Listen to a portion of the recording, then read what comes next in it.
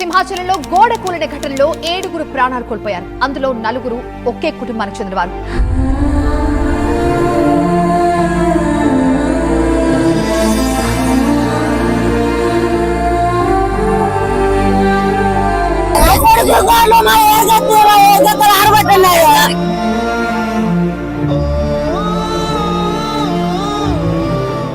CM YS Jaganmohan Reddy పుణ్యమాని కృష్ణానదిలో retaining wall కట్టడం వల్ల ఎంత వరద వచ్చినా గుండెలపై చెయ్యేసుకుని హాయిగా నిద్రపోగలుగుతున్నారు.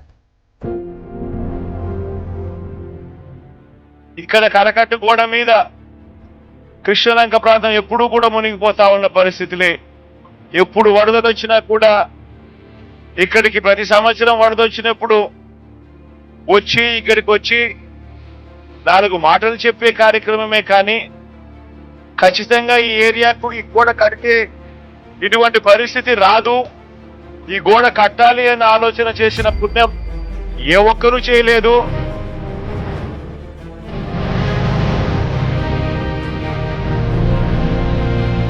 ఈరోజు 10 లక్షల క్యూసెక్ నీరు వచ్చిన ప్రశాంతంగా గుండె మీద చెయ్యేసి నిద్రపోయే విధంగా చేసింది జగన్మోహన్ రెడ్డి గారి ప్రభుత్వం. ఏ జగన్మోహన్